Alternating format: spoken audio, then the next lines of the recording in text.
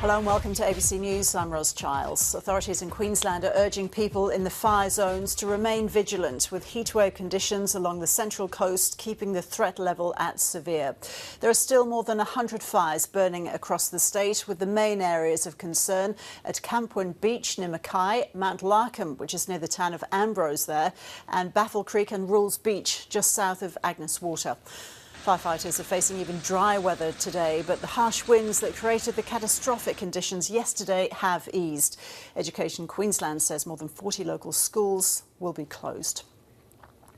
We have reporters Ashley Stevenson in Gracemere and Rachel Rieger at Queensland's Emergency Management Headquarters in Brisbane. So Ash, first to you there in Gracemere, which is just south of Rockhampton. Have residents been allowed to return yet after that incredible evacuation yesterday?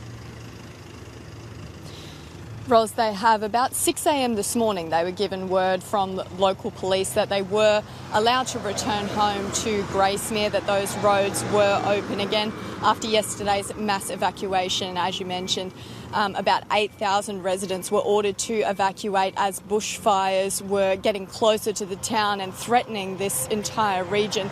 We saw really extreme conditions yesterday, severe temperatures, very strong winds, very dry conditions that really spurred those fires on and forced that evacuation.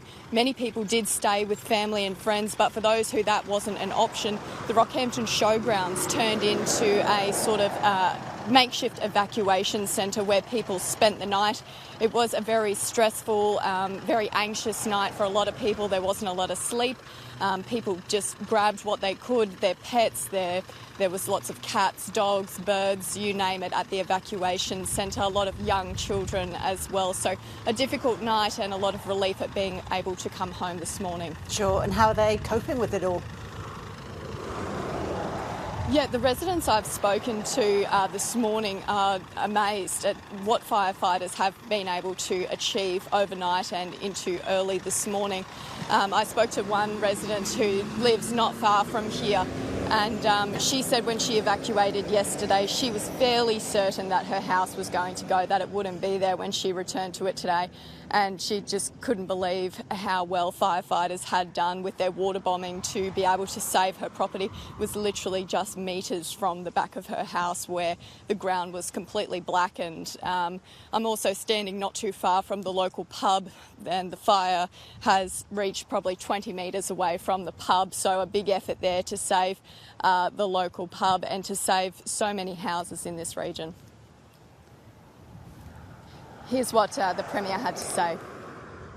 We have hundreds of volunteers that have come across and firefighters from right across Australia to help out. We've got 33 aircraft involved, but we've got some good news this morning just breaking. I've just been advised that we have saved the town of Gracemere. I want to thank all of the people involved with the aerial water bombing overnight, all of the firefighters on the ground. We are now opening up the road and families are able to return home. But that town was in the direct line of fire, and it is amazing to think that that town has been completely saved. So what are conditions like there now then, Ashley? It does seem still to be pretty windy. The wind has just picked up in the last half hour or so, Ros. It is very windy here where I am in Gracemere at the moment.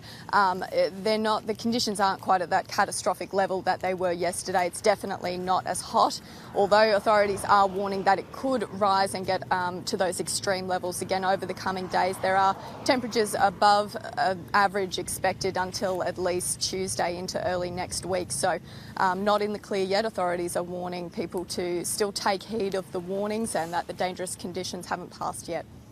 Ashley, thanks. Let's go to Rachel Rieger now, who's at Queensland's Emergency Management Headquarters in Brisbane. So, Rachel, which areas are of most concern now to authorities there?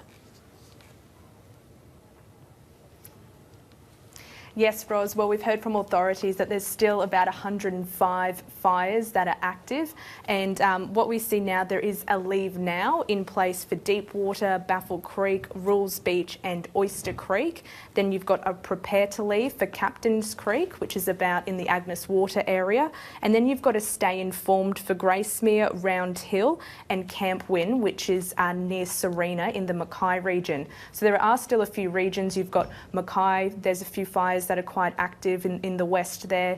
You've got the south of Rockhampton as well, and then you've also got the Agnes Water area as well. So luckily none of these are at an emergency warning level. They're still just at those slightly lower grades, but as authorities have been saying all day today, we are hearing some very good news, but it's still a long haul, they're saying, and they're not out of the clear yet. As we've heard, these conditions are going to continue until Tuesday, these heatwave conditions, so everyone is being reminded to stay on alert and keep up to date with warnings. Rachel, the Queensland Premier Anastasia Palaszczuk was stressing just this morning how extreme this fire event is and has been. Is that what others are saying there, that they haven't encountered these conditions before?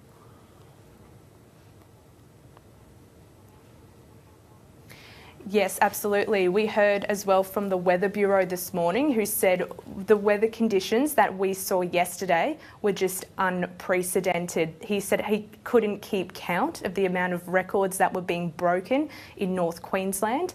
So this is what BOM had to say about the weather conditions and also what's to come. Extreme heatwave conditions continue in North Queensland, in the greater Cairns, Townsville, Mackay, coastal strip.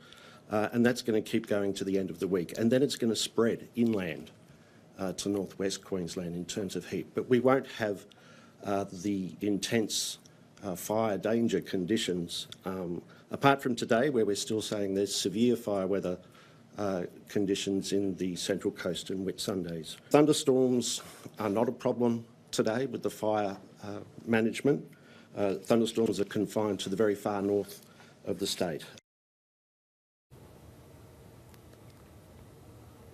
So that was the Weather Bureau speaking this morning at a briefing at the Emergency Management Headquarters here in Brisbane.